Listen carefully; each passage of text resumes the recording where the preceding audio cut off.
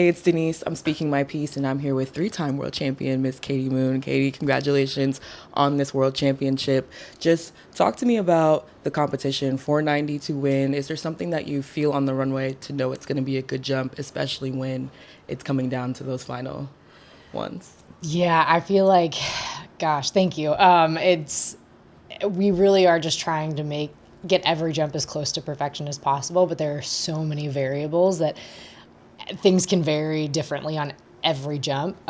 With As it got later in the competition, it was a little frustrating because they were holding us not just for introductions, which is normal, but they were holding us for entire races because they wanted to show us live on TV, which Fair. yes, great, but also we're Like, at a I'm point. trying to. Yeah, we're at a point in the competition where we need to get into a rhythm, and we want to, we're on our biggest sticks, and getting cold. Not that it was cold out there, but if you wait too long, you can kind of get out of your rhythm a little bit. So, I really just kept trying to focus on my cues. For me specifically, this meet, it was just open the pole. I have a tendency to kind of want to swing immediately, but then I don't cover ground. I don't get into the pit as well. And then just get back in tight and find that line, especially as the bar got higher. And I wasn't sure if that pole was going to have enough give in it to clear that bar, but it did. And I'm just, yeah, it was awesome.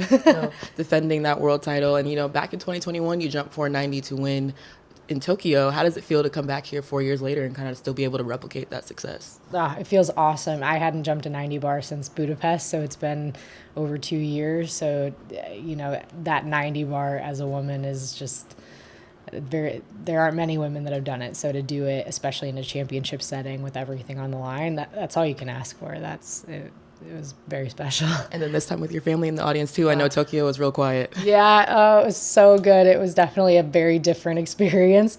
Both were amazing, but this one might have edged it out a little bit. It was awesome. No, I love that. And again, this is your third world championship. So for you, could you give me a word or a phrase to describe each world title and kind of what it means to you? Because I'm sure like each one, you're in a different phase of your life and means different things to you.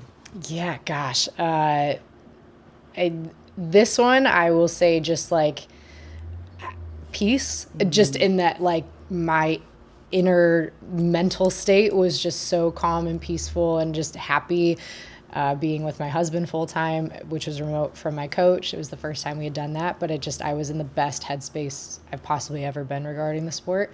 Goodness, in 2023, camaraderie, because we shared the gold, and so that it was very fun, very unique experience, and one that I really, really loved. And then 2022, probably resilience, because I was injured and just going through post-Olympic blues all year. I lost every single meet that year except for that one, and it just showed me I am good at this. If you just relax and just let yourself believe that you're good at this, take it jump for jump, like anything can happen. So I think, yeah, those would best sum those up. No, I love that. And you talked about remote coaching, first time doing that. How has that been for you? How does that work for you this season?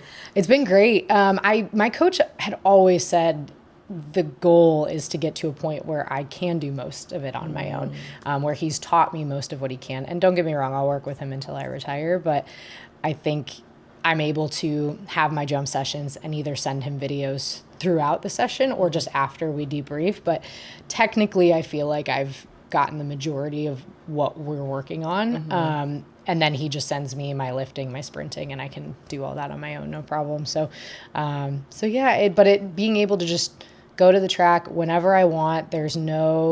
I'm never late because I just go whenever it feels right. I can sleep in. I can, whatever I'm feeling that day, I can plan my therapy accordingly around it, and I just have no restrictions in that way. And so I think that's made it a lot easier as well. No, more autonomy with your time. I love that. What would this version of Katie now with 3 world championship medals say to the Katie that started this season? What do you think she needs to know just about what's to come and where you're at now? Starting this season, I would just say, this is 100% right. Not that I was ever doubting it, but I think when you go through a transition year, you just never truly know. And this year as a whole was just so positive. I don't feel like there's anything that now I could say to me, you know, a year ago that wasn't already kind of there on some level, which is really nice. Like I've never had that. Like but yeah, just stay the course. You're doing great. Just yeah. That's I mean to essentially like not have like adversity plaguing anything throughout the season is such a big thing to have. What do you want people to take away from your journey though, or especially this season? My journey in general, I think one of the things that I try to get across is that if you don't have success immediately, it doesn't mean that it's not going to happen, because it took me until my senior year of high school to win the state meet. It took me until my senior year of college to win nationals. It took me until 5 years out to jump 490 and get a contract, but then I didn't make an Olympic team until 2021. And so it just, as long as you stay persistent and work hard, you will see success. Is that going to be an Olympic gold? Not for everybody. Right. But if you buy into a program, work really hard, it does take time, but you will see results and you will see success in some form. Yeah, trusting the process. Yeah. I love that. My show is called Speak Your Piece, so I have to ask you to speak your piece. What's a hot take you have, unpopular opinion, or if someone said give a TED Talk on this thing, you could. Doesn't have to be track related, but I do want to give you a moment to speak your piece, Katie. Oh boy.